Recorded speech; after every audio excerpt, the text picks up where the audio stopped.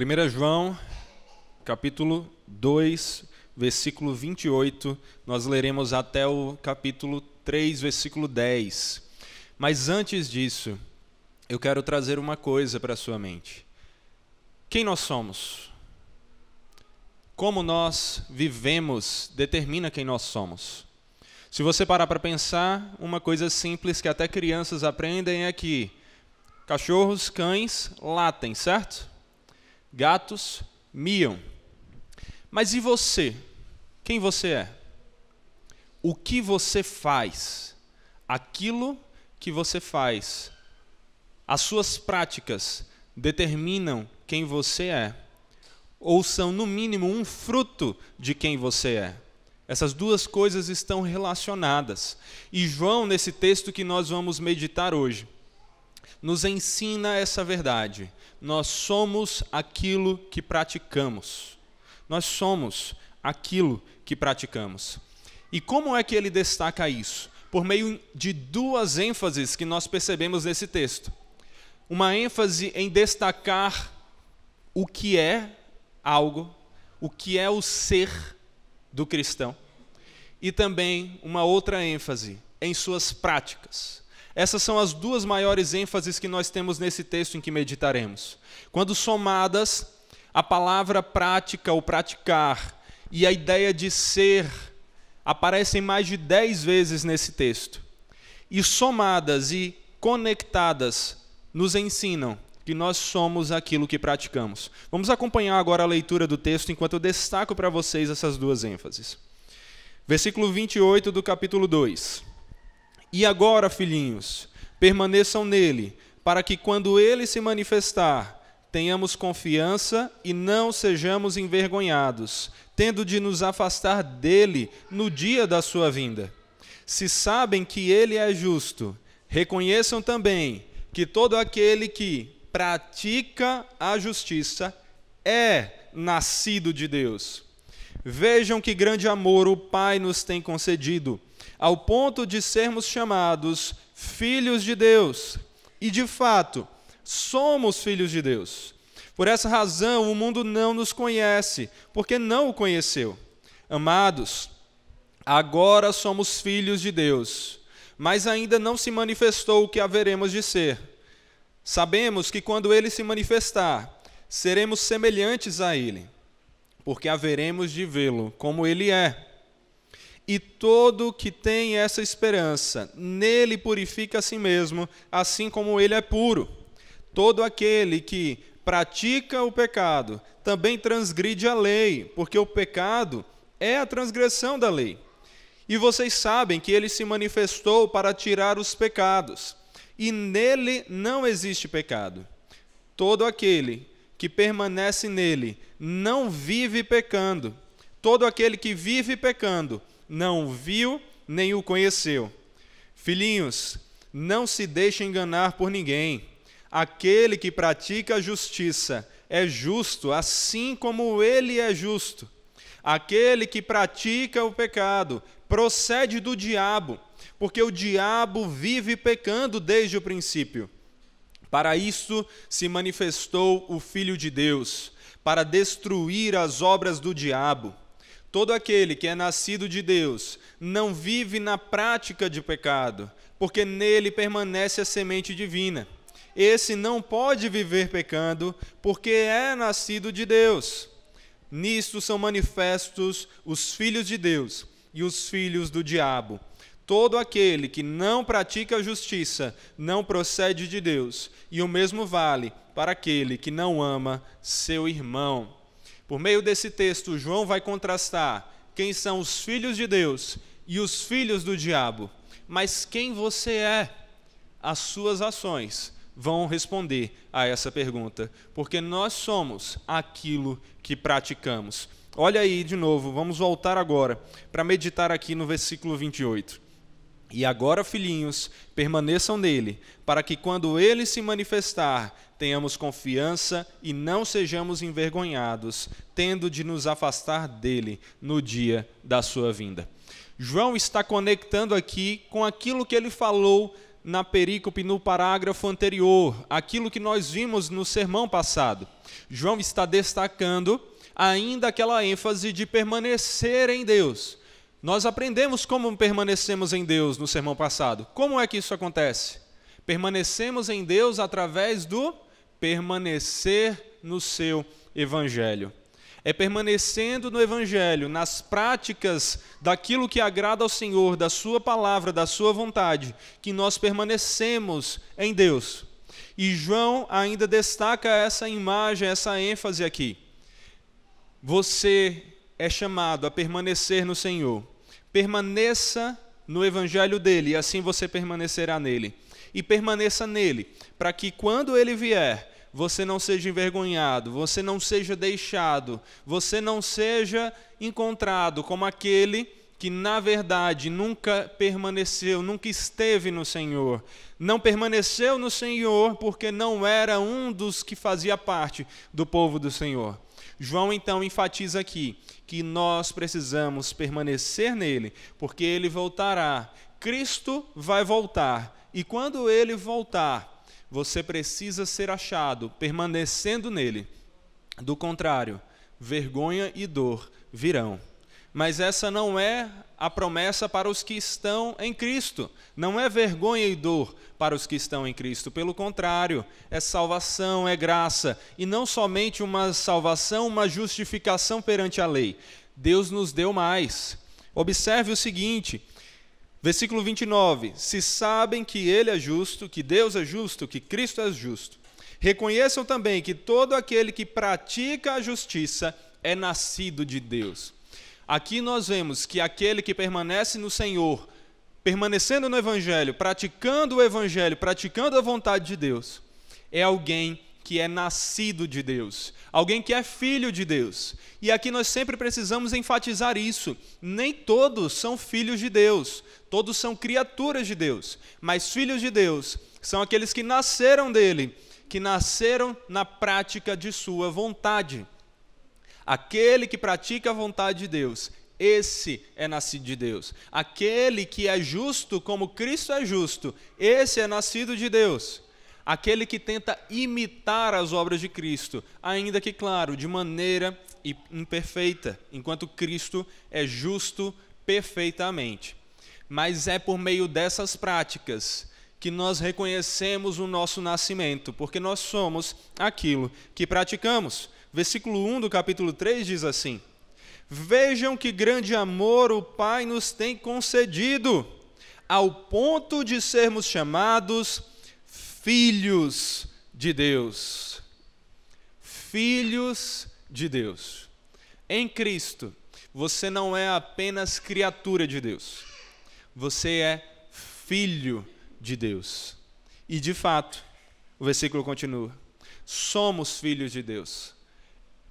Em Cristo, nós recebemos a salvação, porque nós somos perdoados de todos os nossos pecados. Na sua obra na cruz, Cristo pagou todos os pecados do seu povo. Ele também, em seu ministério e em sua vida, cumpriu toda a lei que nós deveríamos cumprir, mas em que falhamos em cumprir. Aqueles mandamentos que mais cedo nós vimos aqui Tiago falando em sua epístola. Os mandamentos de amar ao próximo e também os mandamentos de amar ao Senhor. Nós falhamos em cumprir isso, mas Cristo cumpriu perfeitamente. E a sua justiça Ele declarou como nossa, enquanto os nossos pecados foram declarados como dele. Por meio dessa obra, Cristo nos deu a salvação. Mas não fomos apenas justificados. Se isso não fosse ainda muita coisa, nós fomos também adotados por Deus em Cristo Jesus, o nosso irmão mais velho. Nós somos nascidos de Deus e, de fato, somos filhos de Deus em Cristo Jesus. Romanos 8, do versículo 15 a 17, diz: porque vocês não receberam um espírito de escravidão para viverem outra vez atemorizados, mas receberam o espírito de adoção, por meio do qual clamamos, Abba, Pai. O próprio Espírito confirma ao nosso espírito que somos filhos de Deus. E se somos filhos, somos também herdeiros, herdeiros de Deus e co-herdeiros com Cristo, se com Ele sofremos, para que também com Ele sejamos glorificados. É o Espírito Santo que nos foi dado, que testifica em nosso coração que agora nós somos filhos de Deus. E Ele é quem nos dá a ousadia de afirmarmos: Abba, Pai, Deus é nosso Pai. Fomos adotados por Ele, por causa de Cristo Jesus. É isso que Paulo fala em Gálatas, versículo 4, do 4 ao 7. Mas quando chegou a plenitude do tempo, Deus enviou o seu Filho, nascido de mulher, nascido sob a lei, para resgatar os que estavam sob a lei, a fim de que recebêssemos a adoção de filhos. E porque vocês são filhos, Deus enviou o Espírito de seu Filho ao nosso coração, e esse Espírito clama: Abba, Pai. Assim, você já não é mais escravo, porém, filho, e sendo filho, também é herdeiro de Deus. Essa é a verdade. Se uma vez somos escravos do pecado, assim como aqueles que não estão em Cristo agora são, hoje fomos feitos filhos de Deus pela graça de Cristo Jesus. Pois todos vocês são filhos de Deus mediante a fé, como Gálatas 3 nos ensina. Por essa razão é que o mundo não nos conhece, porque não conheceu a Deus que é nosso Pai.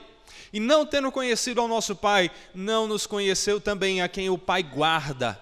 É somente aquele que conhece ao Pai, que nos conhece como realmente somos hoje, filhos de Deus, adotados por Deus, por causa das obras de Cristo Jesus. Mas amados, versículo 2, amados, agora somos filhos de Deus. Mas ainda não se manifestou o que haveremos de ser. Sabemos que quando Ele se manifestar, seremos semelhantes a Ele, porque haveremos de vê-lo como Ele é. Agora já somos filhos de Deus, mas ainda não da maneira que um dia seremos. Agora somos filhos de Deus, mas ainda somos filhos imperfeitos, filhos que muitas vezes desobedecem ao seu pai. Mas não é assim que nós permaneceremos. Permanecendo em Deus, não permaneceremos como somos. Um dia, o próprio Pai nos fará outra criatura. Ele já começou a nos fazer nova criatura, mas Ele concluirá a sua obra de nos transformar à imagem perfeita de seu Filho. Nós já somos filhos de Deus, mas ainda não somos como um dia seremos. Filhos de Deus, à imagem de Cristo. Claro, nunca iguais no sentido de ter a mesma glória ou perfeição do Filho unigênito perfeito do Senhor. Mas ainda assim, cópias que não mais terão os defeitos do pecado. Cópias santificadas, transformadas à imagem daquele que é o exemplo perfeito. Sabemos que todas as coisas cooperam para o bem daqueles que amam a Deus, daqueles que são chamados segundo o seu propósito. Pois aqueles que Deus de antemão conheceu, também os predestinou para serem conforme a imagem de seu Filho, a fim de que ele seja o primogênito entre muitos irmãos.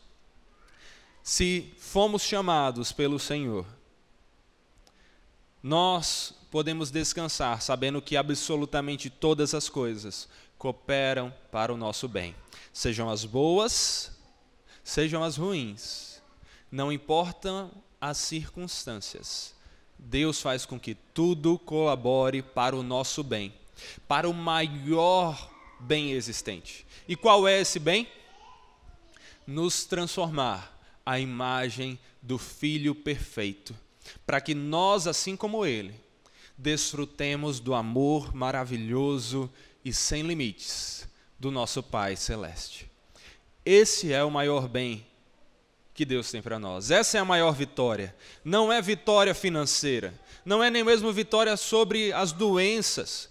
Um dia teremos vitória sobre qualquer mal e qualquer dor. Mas a maior vitória que já temos é a de sabermos que Deus nos salvou não por nossas obras, mas pela graça, por causa das obras de Cristo Jesus, para nos fazer cada dia mais parecidos com Ele. Hoje, ainda imperfeitos, mas um dia como Ele é. Porque esse é o propósito de Deus, essa é a vontade de Deus. E ninguém pode frear os propósitos de Deus, pois Deus é o Todo-Poderoso. Deus é aquele a quem ninguém pode frustrar os propósitos. E o propósito dele é de que você que está em Cristo Jesus, assim como eu, sejamos transformados à imagem de Cristo. Não é que sejamos uma versão melhor de quem nós somos, é que sejamos uma versão cada vez mais parecida com aquele que é o melhor, Cristo Jesus, o nosso Senhor. Eis que vou lhes revelar um mistério, é o que Paulo começa a falar em 1 Coríntios 15, versículos 51 ao 57. Nem todos dormiremos, ou seja, morreremos, mas todos seremos transformados, num momento, num abrir e fechar de olhos, ao ressoar da última trombeta.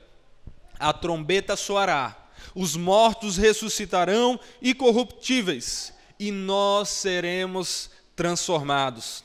Porque é necessário que este corpo corruptível se revista da incorruptibilidade, e que o corpo mortal se revista da imortalidade. E quando este corpo corruptível se revestir da incorruptibilidade, e o que é mortal se revestir de imortalidade, então se cumprirá a palavra que está escrita: tragada foi a morte pela vitória. Onde está, ó morte, a sua vitória? Onde está, ó morte, o seu aguilhão? O aguilhão da morte é o pecado, e a força do pecado é a lei. Graças a Deus, que nos dá a vitória por meio de nosso Senhor Jesus Cristo. Nós que hoje somos filhos imperfeitos, porque somos filhos de um Deus eterno, mas somos mortais. Somos filhos de um Deus santo, mas pecamos.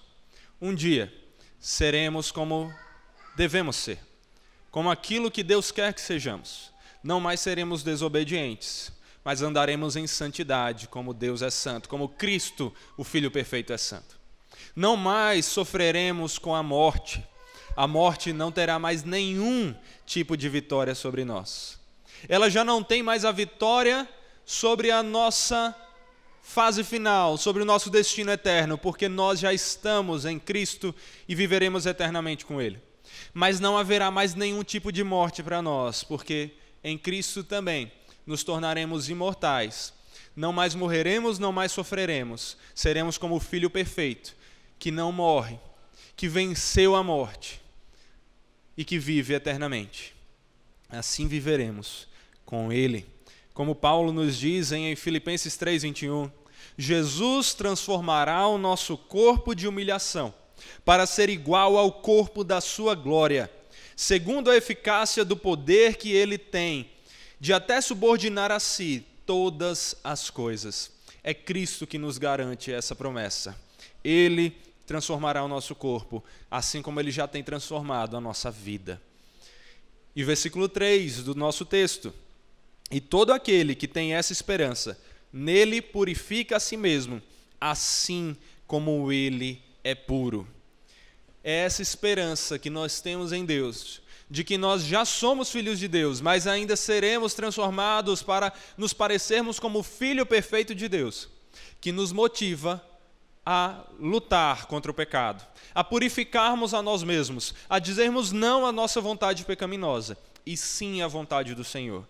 É saber que não depende de nós, que não depende das nossas forças, mas Deus é que nos dá a força que precisamos para negarmos ao pecado, para negarmos a nós mesmos, para carregarmos a nossa cruz, seguindo a Cristo, para um dia, assim como Ele se livrou da cruz, nós também nos livremos e nele tenhamos vida eterna. Por isso nós vemos a importância aqui de nos purificarmos. João vai contrastar e ele ainda vai falar mais dessa importância de nos contrastar com os filhos do diabo, aqueles que não purificam a si mesmos, aqueles que vivem em pecado, em desobediência a Deus. Mas aqueles que são filhos de Deus, nós que somos filhos de Deus, devemos nos purificar, sabendo que aquele que começou a boa obra em nós há de completá-la até o dia de Cristo Jesus. É isso que nos motiva, é isso que nos capacita. Lembre-se disso, quando o pecado vier, quando as tentações vierem, diga não ao pecado, diga não às tentações, purifique a si mesmo, sabendo que Cristo está com você, que Ele já começou essa obra de santificação e que Ele vai concluí-la para que você seja santo como Ele é. Todo aquele que pratica o pecado, versículo 4, todo aquele que pratica o pecado também transgride a lei, porque o pecado é a transgressão da lei. O que é o pecado? Pecado é a desobediência à lei de Deus. Pecar é desobedecer à vontade do Deus soberano e santo. É fazer aquilo que é errado, segundo o padrão perfeito de justiça, que nos ensina como nós devemos viver. Essa escritura que nós temos em mãos. Pecar é desobedecer a essa palavra, desobedecer à vontade do Senhor. E todo aquele que peca está transgredindo a lei perfeita do Senhor. João está nos mostrando aqui que nós não podemos viver em pecado. Ele ainda vai enfatizar mais isso. Ele está dizendo que aquele que é filho de Deus purifica a si mesmo, como reconhece que Cristo é puro. Mas ele também mostra que sim, há pecado. Há pecado em nossa vida, mas nós não podemos viver de acordo com esse pecado. Porque o pecado é transgressão da lei de Deus, o pecado desagrada ao nosso Deus, que é bom, que é santo, que é perfeito, que nos salvou e que nos adotou como seus filhos. Você que está em Cristo não pode viver pecando. Você tem que negar o pecado e andar de acordo com a vontade de Deus. Lembrando sempre, quando as tentações vierem, que o pecado é algo sério, é a transgressão da lei. Mas não é a transgressão de uma lei qualquer, de alguma nação, que muda a cada dia que passa. É uma transgressão da lei perfeita e imutável de Deus. A lei boa, a lei santa, que nos diz como devemos viver. Então diga não ao pecado e ande de acordo com a vontade de Deus. O Filho de Deus ainda peca, mas como Charles Spurgeon já disse, ele nunca mais peca em paz. Se você é filho de Deus, o pecado pode até de vez em quando lhe vencer de alguma maneira, mas não deixe que isso aconteça. Lute contra ele e reconheça que quando ele acontece, a sua paz é tirada, porque quem é filho de Deus não consegue pecar em paz. Quer viver em paz, com a paz de Deus que excede todo entendimento, e ainda mais, com o Deus da paz, diga não ao pecado, e sim à vontade desse Deus. Não peque, porque o pecado desagrada ao Deus que lhe salvou. Versículo 5 diz: e vocês sabem que ele se manifestou para tirar os pecados, e nele não existe o pecado. Quem é Cristo Jesus? É o Cordeiro Santo de Deus, o Cordeiro de Deus que tira todo o pecado. Se hoje nós não vivemos mais escravos do pecado, é porque Cristo começou a sua boa obra de tirar de nós os pecados. Ele começou a nos santificar e Ele nos dá força para vencer esse pecado e não mais vivermos como escravos dele. A verdade dele, Ele que é a verdade, o caminho e a vida, Ele nos libertou. E libertados por Ele, agora somos livres. Livres para vivermos de acordo com a vontade dele, a vontade que é boa, perfeita e agradável. E todo aquele que permanece nele não vive pecando. Todo aquele que vive pecando não viu nem o conheceu. É o que o versículo 6 desse texto afirma. Nós que estamos em Cristo, que permanecemos em Cristo, não podemos viver na prática do pecado. O pecado acontece, mas ele é um acidente, ele não é algo contínuo. Nós não nos entregamos ao pecado. Aquele que vive pecando, aquele que vive entregue ao pecado, não conheceu a verdade, ao Senhor da verdade, aquela verdade que liberta. Aquele que vive em pecado ainda é escravo do pecado. Logo, não conheceu aquele que nos liberta da escravidão, dessa terrível escravidão. Filhinhos, não se deixem enganar por ninguém. Versículo 7. Aquele que pratica a justiça é justo, assim como ele é justo. João está alertando aqui aos seus destinatários originais, aqueles cristãos que estavam vivendo sob uma influência de falsos mestres, que os ensinavam ou tentavam ensinar que era possível ser filho de Deus e viver no pecado, porque o corpo, na visão deles, não importava. Mas nós já estamos enfatizando isso, como João foi enfatizando na sua epístola, de que não é correto esse ensino. Isso não é verdade. O corpo importa, tudo importa para Deus.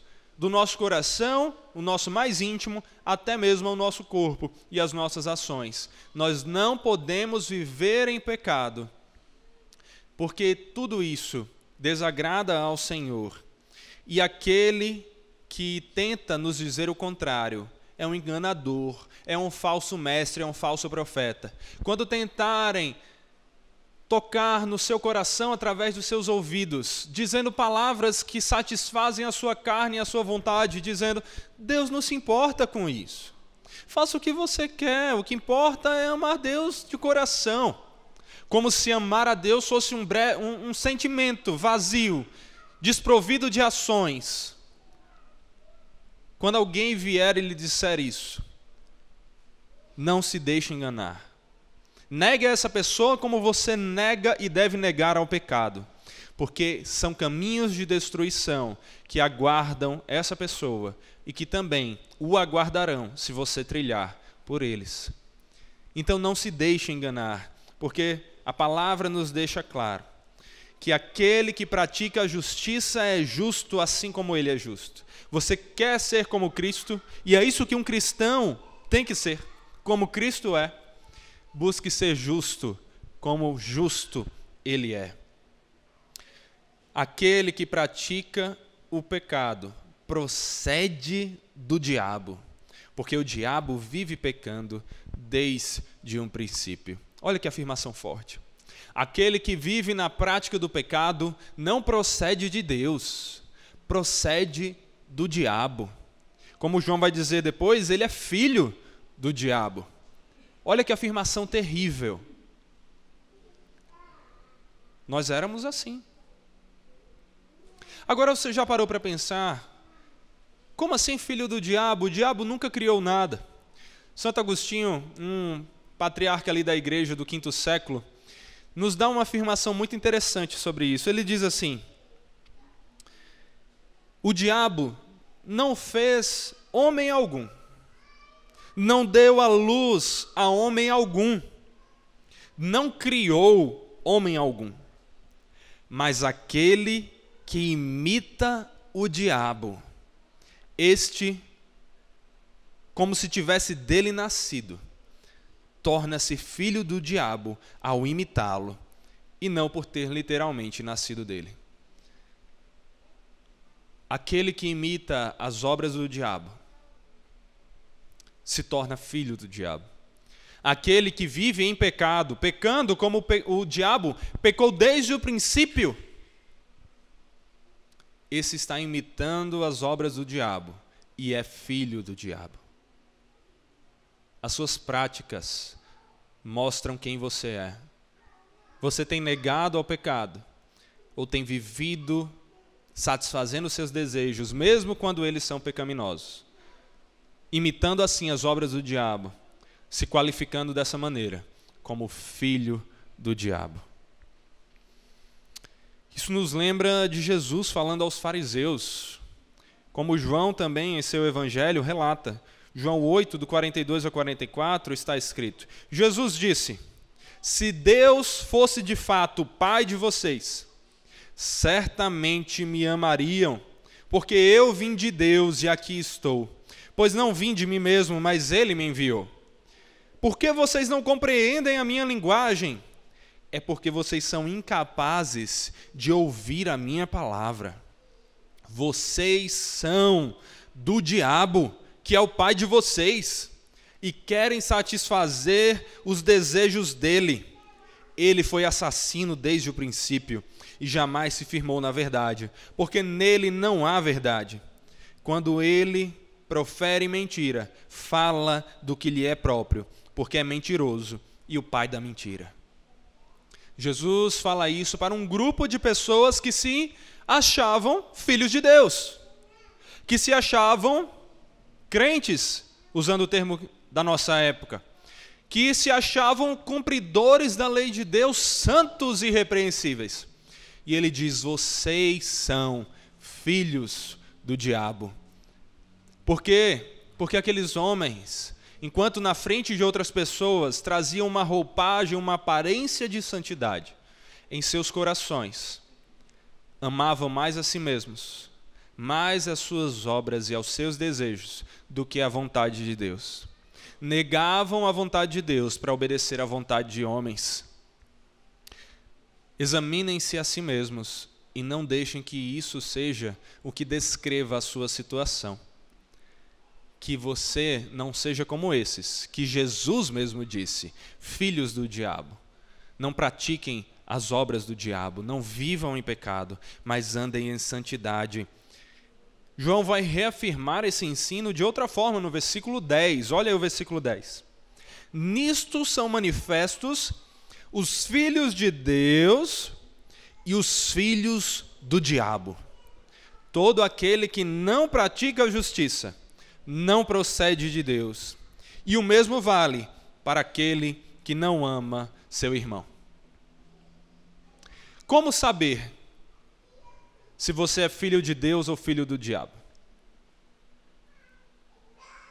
Como saber isso?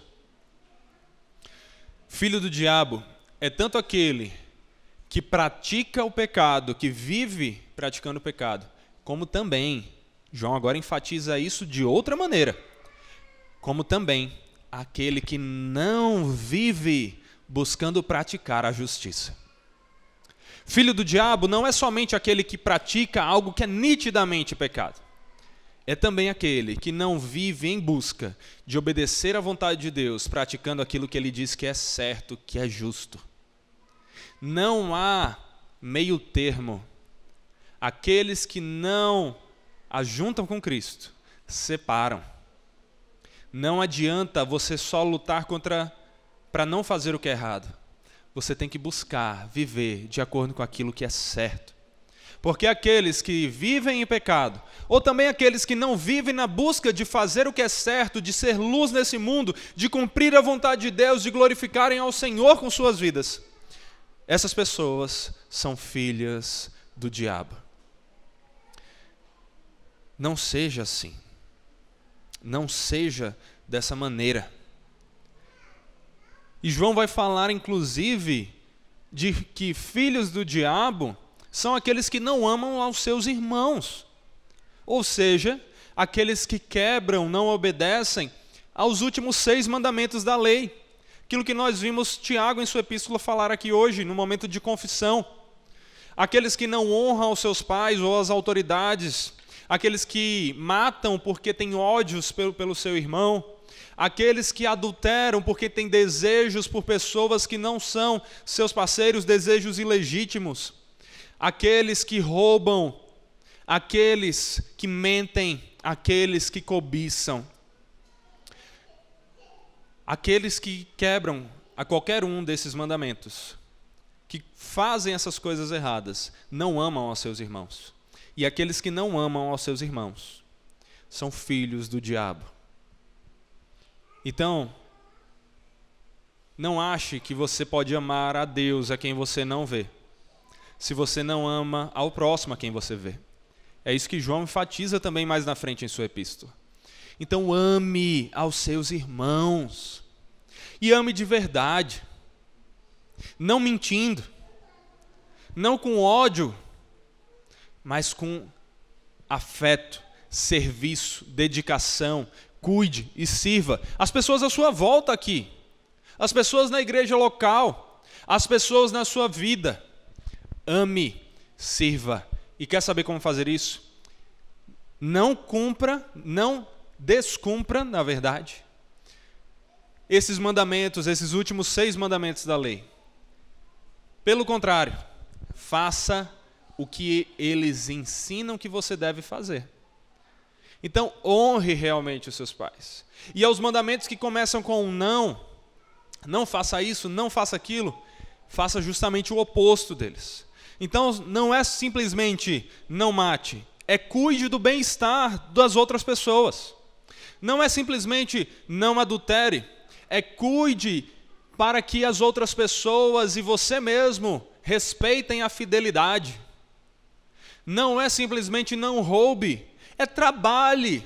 Paulo fala isso, como nós vimos na nossa série de sermões em Efésios. O oposto de roubar é trabalhar para termos para nós mesmos e para servirmos ao próximo. Então, não somente não minta, mas seja alguém da verdade, como Cristo é a verdade. Não somente não cobice, mas doe. Esteja preparado para usar tudo que você tem para o bem do próximo. Então, se você não quer viver como os filhos do diabo, não viva praticando aquilo que é pecado, viva praticando o que é certo, o que é justo aos olhos do Senhor. Não seja alguém que não ama ao seu irmão, pelo contrário, ame ao seu irmão, ame ao seu próximo como a si mesmo. Versículo 8, no finalzinho, diz assim: para isto se manifestou o Filho de Deus, para destruir as obras do diabo.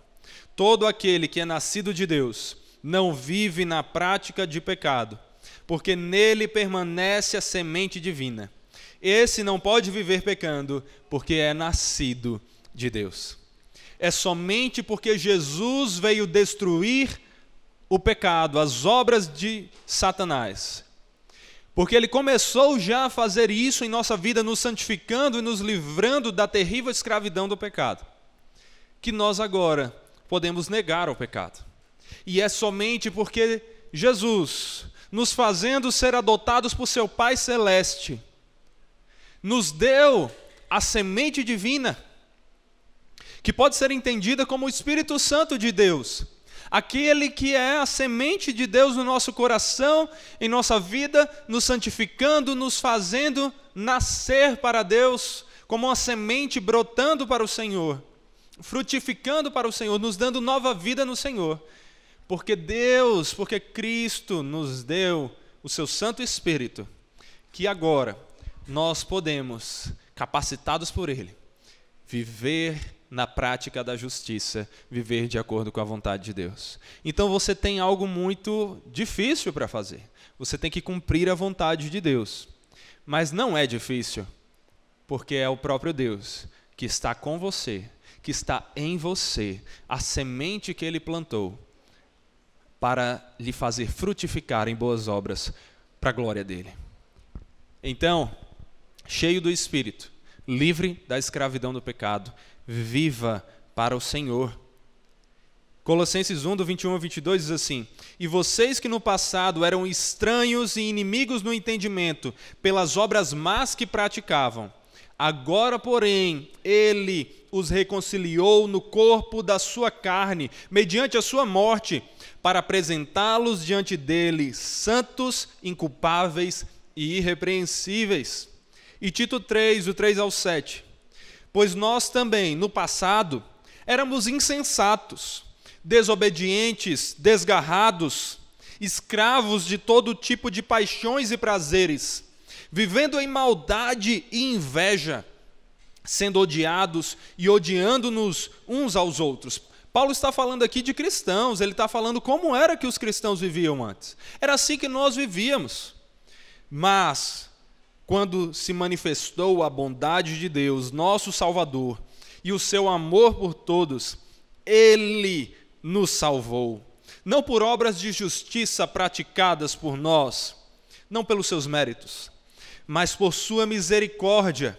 Ele nos salvou mediante o lavar regenerador e renovador do Espírito Santo, que Ele derramou sobre nós ricamente por meio de Jesus Cristo, nosso Salvador, a fim de que, justificados por graça, nos tornemos seus herdeiros, segundo a esperança da vida eterna.